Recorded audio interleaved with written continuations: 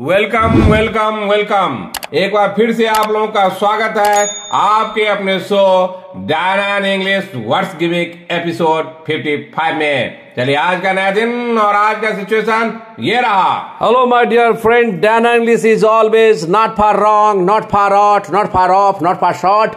Dana English has come amidst you all for making you free from doubt. Today's plot, what a repulsive situation in obtained festivals and celebrations of Hindu, the pressing need of solace, tenable atmosphere so that we can ward off insidious and concocted detrimental and unwholesome things, particularly during Holi. चलिए ये भी situation Holi से ही आधारित है, क्योंकि अभी जो होली में हुआ उससे रिलेटेड बहुत सारा वर्ड होगा, तो हम लोगों ने सोचा क्यों ना उससे रिलेटेड जितना भी सिचुएशन होता हो मैं आपके सामने प्रेजेंट करूं, जो कि आपको भी सहूलियत होगा मैं लिखने में, बोलने में, और किसी भी एग्जाम में भी उसमें यदि आप मान ली ऐसे भी लिखते हैं तो आपको आसान होगा, क्योंकि एक जगह आपको इससे रिलेटेड बहुत सारा वर्ड मिल जाएगा।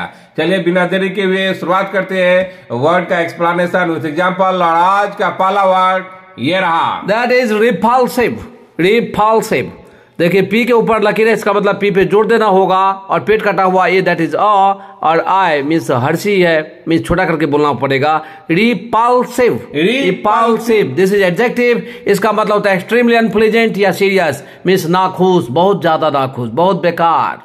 जो बेकार स्थिति है उसी को हम बोलेंगे रिपल्सिव। जैसे पहला एग्जांपल देखिए, at many occasions Laluji comments about L K Advani used to be repulsive in Parliament. जैसे आप जानते हैं कि लालू जी को अपने अंदाज के लिए जाना जाता था, वो पार्लियामेंट में वो भी नहीं देखते थे कि कौन है नहीं है। एलके आडवाणी जी में बहुत ज्यादा तंज कसते थे, और इसलिए सिचुएशन जो था बहुत ही अनप्लीजेंट हो जाता था, माहौल खराब हो जाता था। इसलिए मैं बोला at many occasions Laluji comments about L K Advani used to be repulsive in Parliament. And second example is repulsive as you will be, I can't be like you।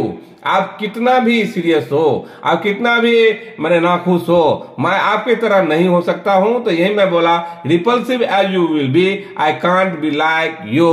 And third example of this adjective, Thackeray बंधु used to be repulsive against Bihari in Mumbai. जैसे सब कोई जानता है और आप भी जानते होंगे, ये मुंबई का इंसिडेंट जिसमें खास करके बिहारी आदमी को ढूंढ ढूंढ के खदेड़ता था, और उसके पीछे जो किसी का भी हाथ है मेरे हिसाब से ठाकरे बंधु का ही है, चाहे वो शिवसेना का हो या राज ठाकरे का हो, लेकिन मिला जुला करके दोनों एक ही है, और दोनों का ही इसके पीछे मिली भगत था। इसलिए मैं बोला कि काफी वो लोग नाखुश रहते थे और बिहारी को खदेड़ते थे।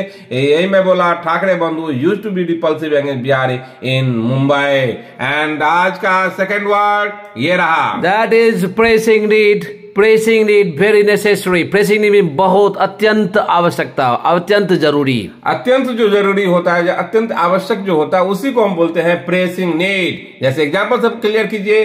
पहला example, the pressing need of English nowadays for all. जैसे आप जानते हैं कि आज के कॉम्पिटिटिव वर्ल्ड में अंग्रेजी जो है बहुत ही अत्यंत आवश्यक है। बिना अंग्रेजी का आप सस्टेन नहीं कर पाएंगे और किसी कहीं पे भी अच्छा जॉब नहीं पा सकते हैं। इसलिए मैं बोला the pressing need of English nowadays for all. And second example of this pressing need, besides English technical knowledge is pressing need for getting a job. देखिए अंग्रेजी का तो नॉलेज होना ही चाहिए, लेकिन उसके साथ साथ यदि कोई टेक्निकल नॉलेज आपके पास है तो जॉब पाना और भी आसान हो जाता है। और उसमें जो बोलते हैं add new figures in your cap, तो आपका चार चांद लगा देगा आपके कैरियर में। इसलिए मैं बोला इस एग्जांपल को दिया। And third example is the pressing need of being hale and hearty and honest as well.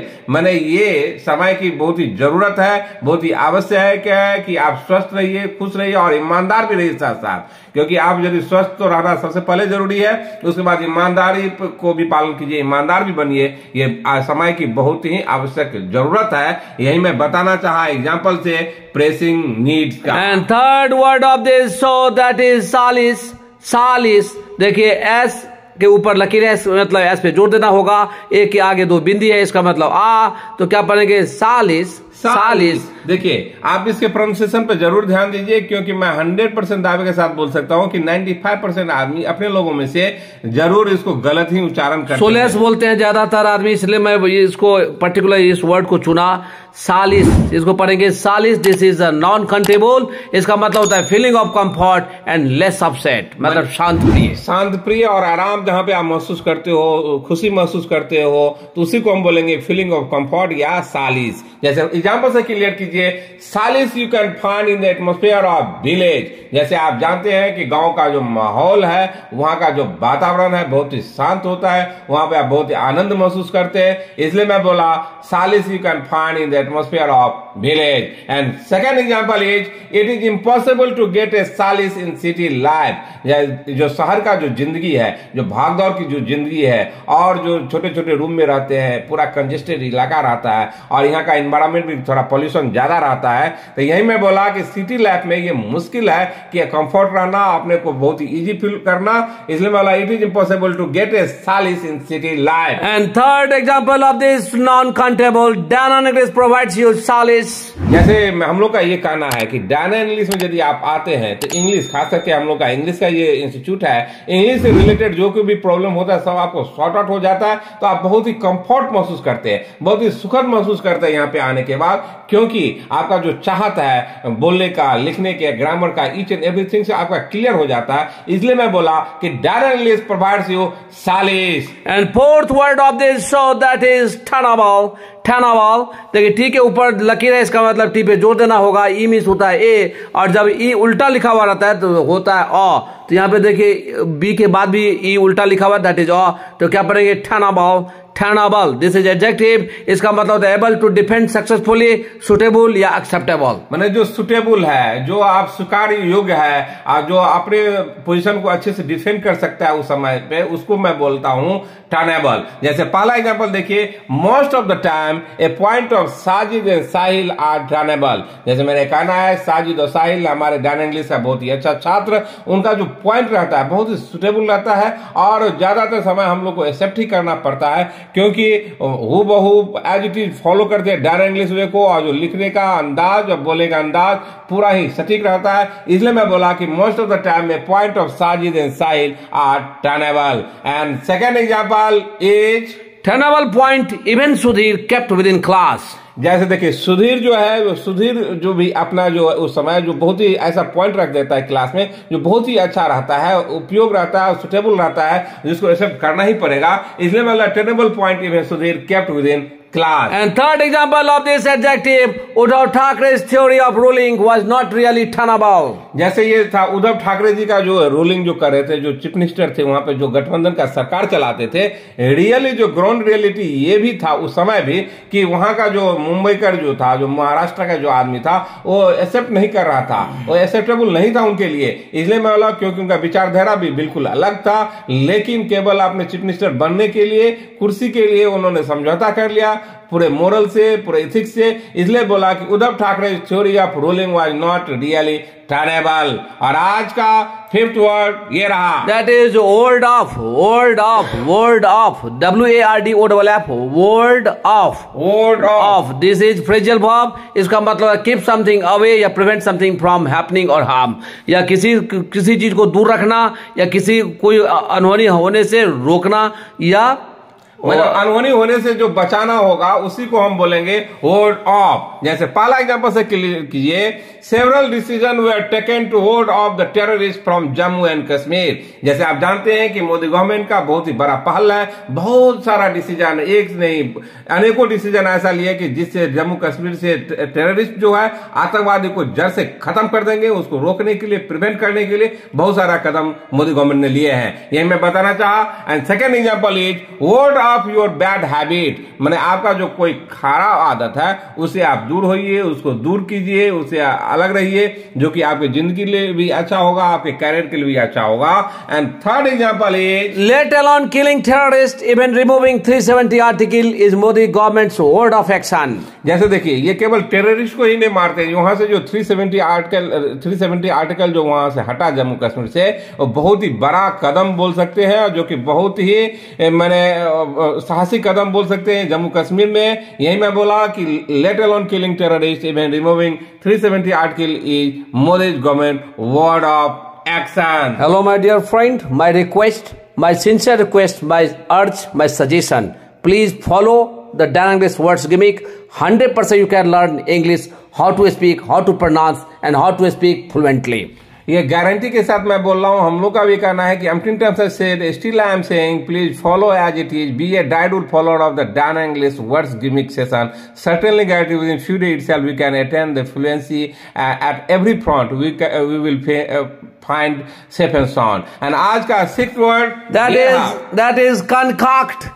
Concoct, CONCOCT, concoct। देखिए ई उल्टा लिखा हुआ, दैट इज अ, के ऊपर लकीर है, दैट मीन्स क पे जोड़ देना होगा, के पे जोड़ देना होगा, ए के आगे 2 बिंदी है, दैट इज आ। तो क्या पढ़ेंगे? concoct, concoct, concoct। This is a verb to make a story और एक्सक्यूजेज, मीन्स झूठी बहाना बनाना या झूठी बहाना बनाना या कोई झूठी कहानी बनाना। जैसे अपने लोग मनगढ़ंत कोई कहानी बना लेते, कोई झूठी कहानी बना लेते, कुछ किसी से बचने के लिए या कोई एक्सक्यूज के लिए, मैंने यहाँ पे मैं ये नहीं कर पाया इसलिए कोई कहानी अपने मन में बना ली, उसी को हम बोलते हैं कंकाक्ट। जैसे पहला एग्जांपल देखिए, Praveen concocted the story to avoid attending the class. ये प्रवीण हम लोग का बहुत ही अच्छा स्टूडेंट, वो अपना एक कोई कहानी ऐसा कर लिया जो जिससे मुझे क्लास नहीं आना पड़े, क्लास आने से बचने के लिए उन्होंने एक स्टोरी को अपना गढ़ा, मनगढ़ंत कहानी, झूठे कहानी को गढ़ा, उसी को मैं एग्जाम्पल पे बताना चाहा। And second example of this verb, you concoct a new excuse for meeting him.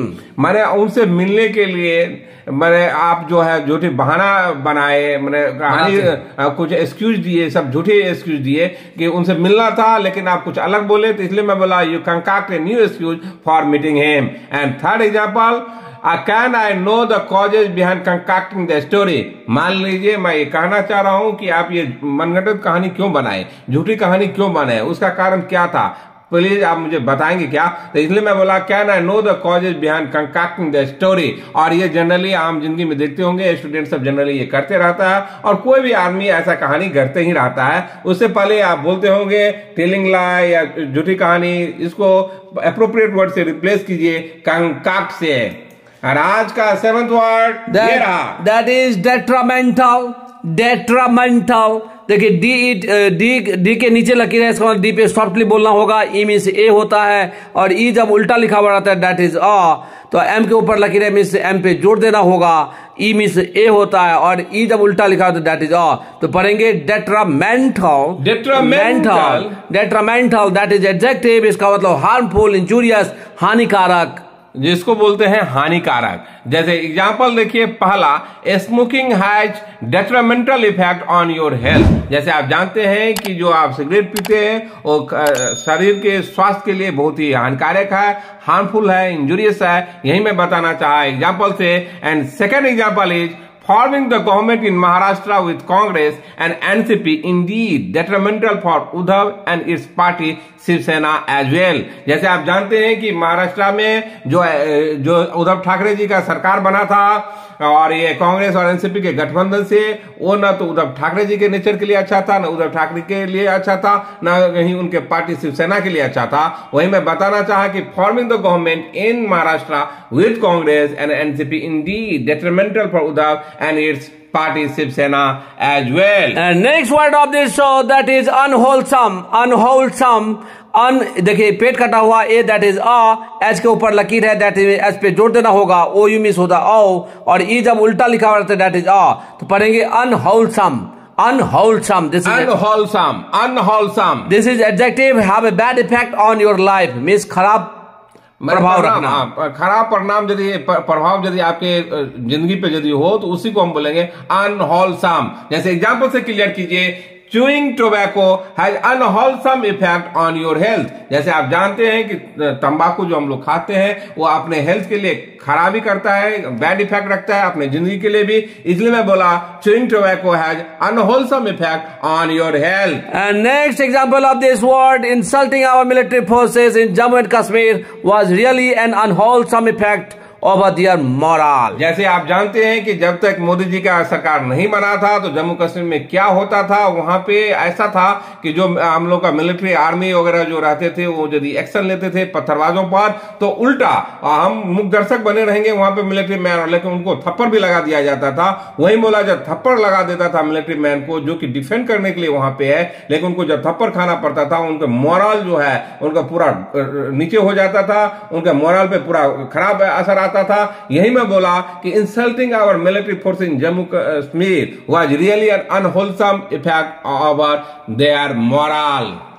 Umpteen times we said, still we are saying, throw caution to the wind, nothing will be will o' the wisp, pay heed on what is said by Dan in English. चलिए, जितना भी इसमें हम लोग word use किए थे उसको पूरा डिलिनिएट कर दिया विथ एग्जाम्पल, और बिना देरी के एक बार फिर से मैं सिचुएशन पढ़ देता हूँ। What a repulsive situation in umpteen festivals and celebration of Hindu, the pressing need of solace, carnival atmosphere, so that we can ward off insidious and concocted and detrimental and unwholesome things, particularly during Holi. चलिए, इस पे आप work कीजिए। यदि आप, मैं बार बार कर रहा हूँ, यदि आपको ये शो अच्छा लगता हो please like it, subscribe it and share it, और तब तक अपना सिचुएशन बनाइए, इस पे काम कीजिए। तब तक के लिए बाय बाय।